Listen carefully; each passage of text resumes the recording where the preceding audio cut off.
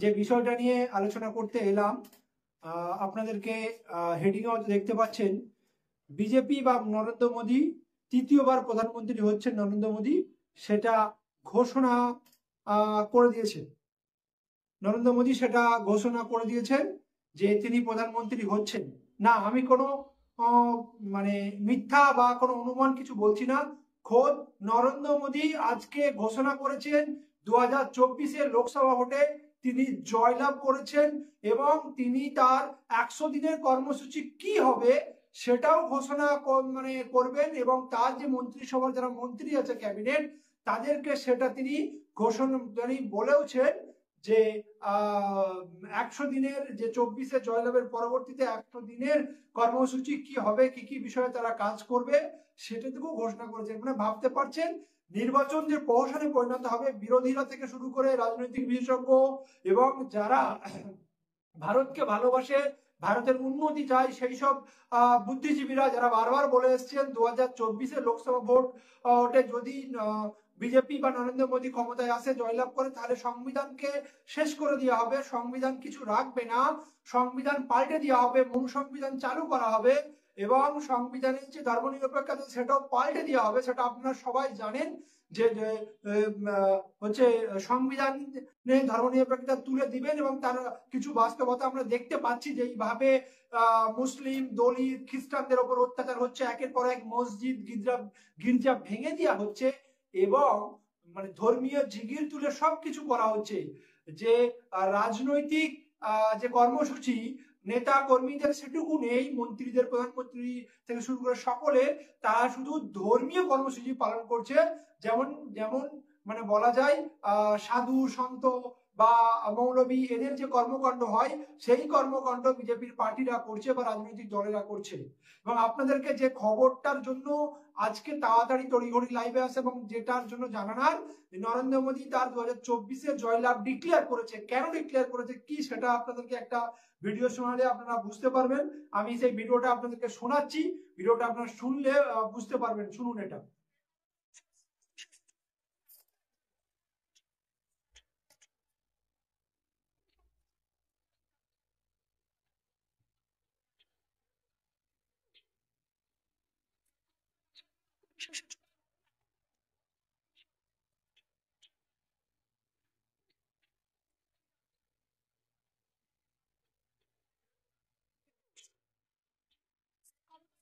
আত্মবিশ্বাসের চূড়া মোদী এতটাই যে ভোট হওয়ার আগে সরকারের প্রথম 100 দিনের অ্যাকশন প্ল্যান তলব নগর মন্ত্রিসভার সব মন্ত্রীর কাছে জানতে চাইলেন।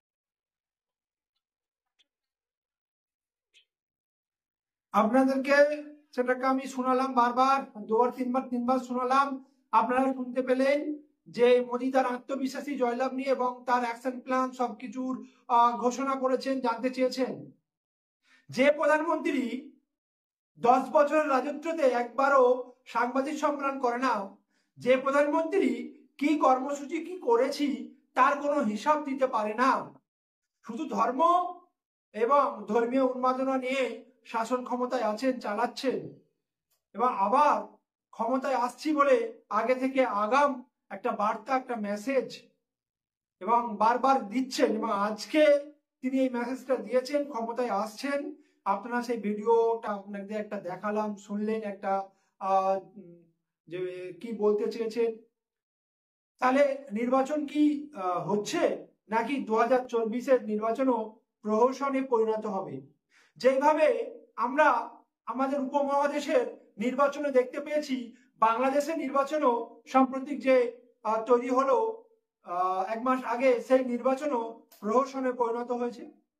বিরোধী রাজনৈতিক দলেদেরকে এজেন্ট মানে কোনো প্রার্থী তাদের দেওয়া হয় না এবং সেখানে জয়লাভ করে যে প্রার্থী দাঁড় করিয়েছে সবই মানে নির্দল সমর্থিত নৌকা প্রার্থী, নির্দল সমর্থিত হাসিনা প্রার্থী, হাসিনার সমর্থিত প্রার্থী, বিভিন্ন রকম ভাবে যারা একটু রাজনৈতিক খবর রাখেন তারা জানতে পারবেন যে হাসিনারও নির্বাচন প্রহসনে পরিণত করে নির্বাচন হয়েছে। পক্ষান্তরে পাকিস্তানের যে নির্বাচন হলো জাস্ট 1 সপ্তাহ আগে, সেখানেও আপনারা দেখেছেন পাকিস্তানের প্রধানমন্ত্রী যে প্রাক্তন, এবং যাকে প্রাক্তন কেন বলা যায়, বর্তমানই বলা যেতে পারে, তাকে বিভিন্ন অভিযোগ করে জেলে দেওয়া হয়েছে। জেলে দেওয়ার পরেও তাকে এবং এমন কাজ করা হয়েছিল যে তাদের যে ইমরান খানের তেহরিকে ইনসাফ যে পার্টি, তেহরিকে ইনসাফ পার্টিতে যাতে ভোটে না দাঁড়াতে পারে তাই জন্য তেহরিকে ইনসাফ পার্টিকেও ব্যান্ড করা হয়েছিল। কিন্তু সবচাইতে বড় মানে তেহরিকে ইনসাফ সমর্থিত প্রার্থীরা 93 আসন নিয়ে সবচাইতে বেশি সিটে জয়লাভ করেছে, যে নওয়াজ শরীফ বা ভুট্টো যে আছে তাদের থেকেও।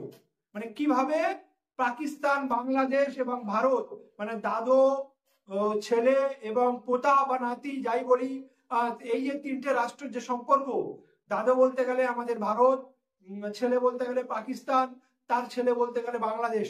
এটা একটা যদি আমি সমীকরণ করি, এখানে ক্ষমতার থাকার জন্য বিভিন্নভাবে স্বৈরাচারী নীতি নেওয়া হচ্ছে। সাম্প্রতিক বাংলাদেশেও আমরা দেখেছি ভোটের প্রহসন ঘটেছে, পাকিস্তানেও আমরা দেখলাম এক সপ্তাহ আগে নির্বাচন, এবং সেখানে ভারতেরও নির্বাচন কি হবে।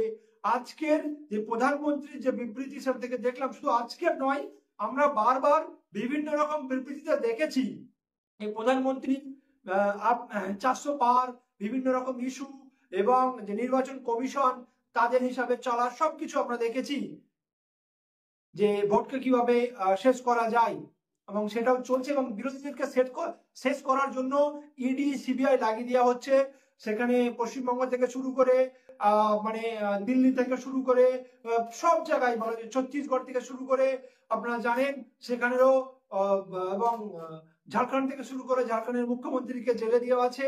সব জায়গাতেই কিন্তু বিরোধীদের শেষ করার জন্য ইডি সিবিআই লাগিয়ে দিয়েছে। তার পরবর্তীতেও আবার হচ্ছে ইভিএম এর বিষয়ে আন্দোলন চলছে। বিভিন্ন সুপ্রিম কোর্টের উকিল এবং সমাজকর্মীরা আন্দোলন করছে দিল্লিতে, তাদের আন্দোলন প্রতিহত হচ্ছে। এবং আপনারা দেখেছেন শিখদের আন্দোলন চলছে, শিখদের আন্দোলনে গুলি চালিয়ে হত্যা করা হচ্ছে।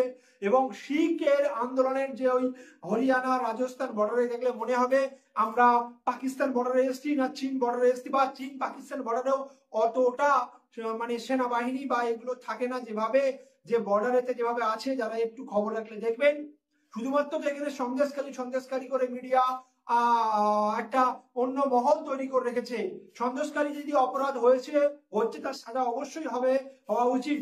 একটা সন্দেশকারী ঘটনা নিয়ে সামনে ভোট রাজনৈতিক যে সমীকরণ হবে বা সারা ভারতের চিত্রটাকে এক প্রকার দাবিয়ে দেওয়া হচ্ছে, শেষ করে দেওয়া হচ্ছে। আপনারা কেউ জানেন যে যুবক 22 বছরের যুবক কৃষককে গুলি করে মারা হয়েছে, এবং যেভাবে border, Punjab border, Haryana border, Delhi border রে যেভাবে মানে বিভিন্ন রকম কাঁটা তার থেকে শুরু করে আপনার সিমেন্টের থেকে শুরু করে বিভিন্ন, এবং এমন একটা মেশিন বসিয়েছে যে মেশিনে আপনি যদি 5 মিনিটের বেশি তার আওয়াজের কাছে থাকেন আপনি কালা হয়ে যেতে পারেন। কৃষকদের ওখানে বসিয়েছে, আপনি ভাবতে পারবেন না। যুদ্ধক্ষেত্র তৈরি হচ্ছে, যেমন ভারতের কেউ জমি অধিগ্রহণ করে নিয়েছে তাকে যুদ্ধক্ষেত্রকে তাড়িয়ে দিতে হবে, সেরকম চলছে। এবং যেভাবে ইডি সিবিআই সারা ভারতবর্ষে রেড করছে সেটা, এবং যেভাবে ভারতের অর্থনীতির বিষয় বা মোদী কি করেছে 10 বছরে, তার 10 বছরে 10 বছরে 10 বছরে কি দেশ কতদূর এগিয়েছে, কতটা প্রতিশ্রুতি কতটা প্রতিশ্রুতি কতটা প্রতিশ্রুতি কতটা প্রতিশ্রুতি হয়েছে বা কতটা কাজ করেছে, সেটা কিন্তু সেই নিয়ে আলোচনা মিডিয়াতে আপনারা দেখতে পারবেন না। মিডিয়াতে যেটা আলোচনা হচ্ছে সন্ধ্যা হলেই ধর্মীয় মেনুকরণের আলোচনা, এবং একটা টুপিওয়ালা, একটা মানে টিকিওয়ালা, একটা গেরুয়া বসিয়ে দিয়ে বিভিন্নভাবে সেইগুলো চলছে। এবং ধর্মীয় রাম মন্দির, আজ রাম মন্দির দেখুন, রাম মন্দির দর্শন করুন, এই মন্দির, এটাই চলছে। গণতন্ত্রের চতুর্থ স্তম্ভের যে কাজ, মানুষকে সঠিক তথ্য তুলে ধরা আর শাসক যা আছেন শাসককে প্রশ্ন করা, সেটা কি আপনারা পাচ্ছেন, দেখতে পাচ্ছেন? ইন্ডিপেন্ডেন্ট ভাবে যারা কাজ করছে তাদেরকেও বিভিন্ন ভাবে হয়রানি করা হচ্ছে এবং ইডি সিবিআই লাগিয়ে দেওয়া হচ্ছে। শুধুমাত্র মিডিয়াগুলোতে দেখবেন ধর্মীয় মেরুকরণ আর বিজেপি বিরোধী কোথায় কিছু হলে সেটাকে হাইপ দিয়ে তুলে ধরে একটা ন্যারেটিভ সেটিং করা।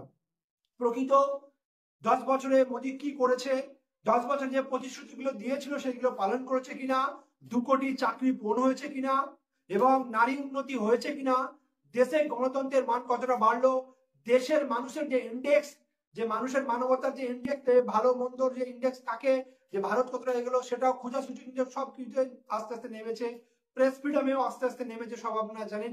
এবং সবচেয়ে বড় কথা, আফগানিস্তান আমাদের থেকে অর্থনীতিতে উন্নতি করেছে। যে আফগানিস্তানে 2 বছর আগে পর্যন্ত আমেরিকার কবজা ছিল, সেই আফগানিস্তান ভারতের থেকে, পৃথিবীর বড় গণতান্ত্রিক রাষ্ট্র ভারতের থেকেও আগিয়ে গিয়েছে।